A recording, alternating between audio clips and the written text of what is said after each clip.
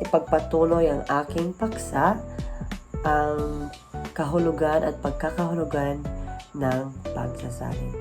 So, dito po is makikita po natin ang kahulugan at pagkakahulugan ng pagsasalin mula sa 1 to 15 na definition. So, una po, ang paglalahad ng original na ideya sa katumbas ng wika. So, ibig sabihin, ito ay proseso ng pagsasali ng isang idea mula sa isang wika patungo sa katumbas na wika nang hindi binago ang pangunahing mensahe. For example, is ang tubig ay mahalaga sa buhay. So, isasali natin siya sa wikang Ingles ng water is essential for life.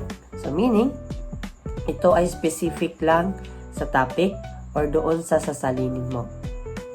Pangalawa ay isang pagtanggal, magbigyan pakahulugan ang diwa, original na akda sa ibang wika. So, ibig sabihin, ipahayag ang mensahe o diwa sa isang akda sa ibang wika na maaring mangailangan ng kaunting pagbabago sa pahayag upang maging angkop sa bagong konteksto nito.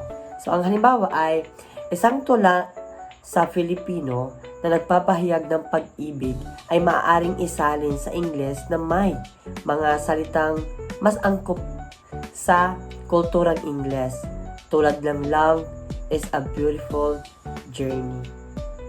So, pang-apat po ay sinin ng matapat na pagbibigay ng kahulugan at pagkakahulugan na isasaad sa ibang wika mula sa original na wika.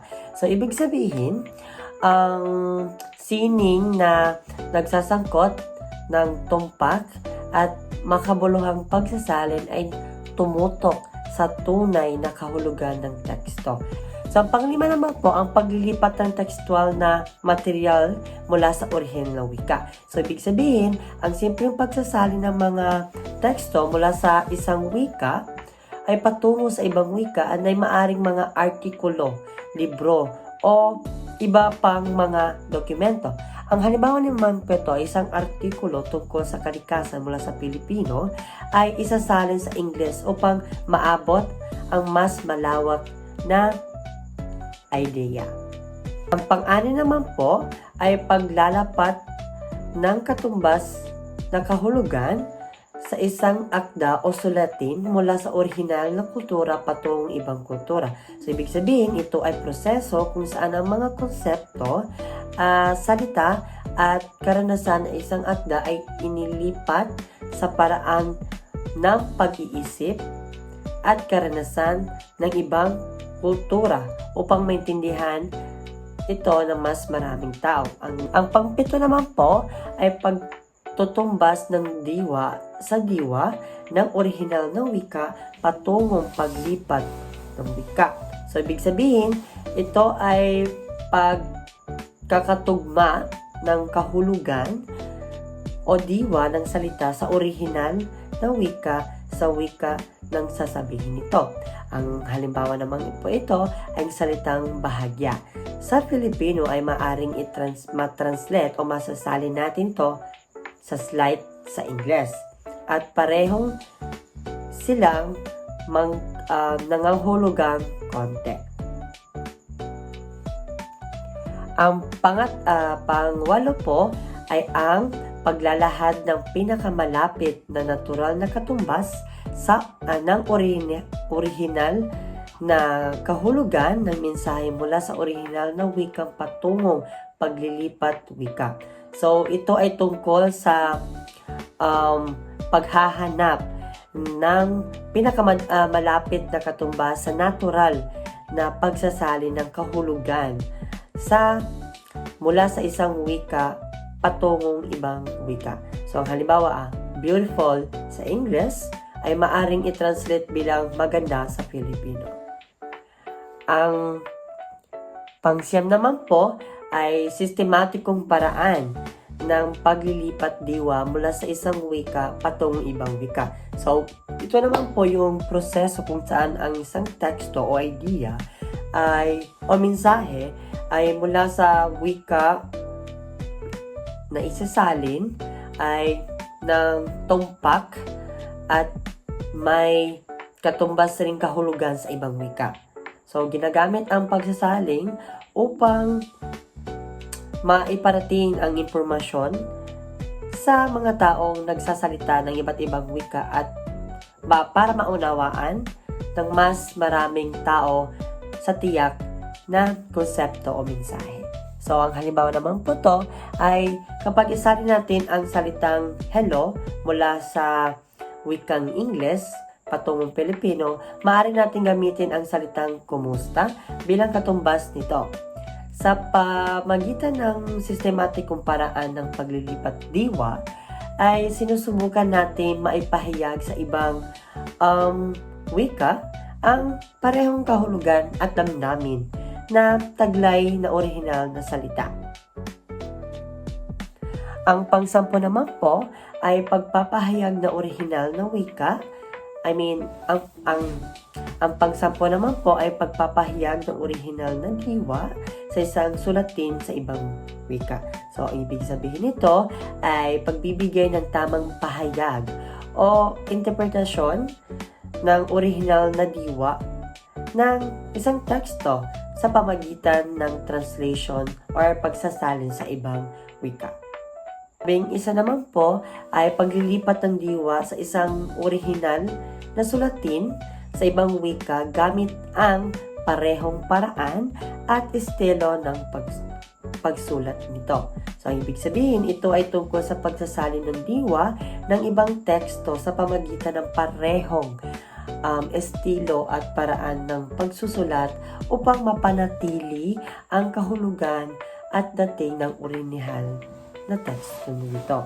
So, ang halimbawa, ang pagsasalin sa isang tula mula sa Ingles patungong Filipino. So, napapanatili nito ang kahulugan ng isang tula.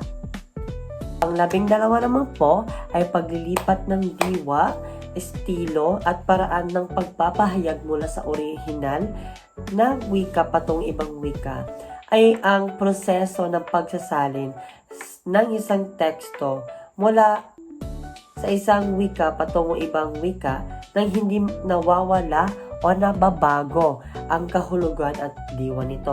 Ang halimbawa nito ay let's say, ang original na teksto sa Filipino ay ang sa ilalim ng mga bituin ako'y nag-iisa. So, pag isasalin natin ito sa teksto sa Ingles ay under the stars, I'm alone.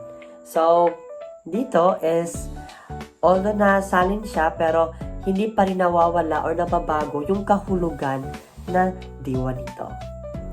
So, ang 13 po, ang paglilipat wika ay proseso ng pagsasalin ng mga elementong lingwistika at panitikan mula sa isang wika patungo sa isang pangwika nang hindi nawawala at kahulugan at bisa ng orihinal na teksto. So, halimbawa naman ito ay pag-isalin natin sa ang Filipino, ang isang aklat mula sa Ingles ay ang layunin ay maipadama pa rin ang parehong emosyon at mensahe na taglay ng orihinal na akda bago ang wika.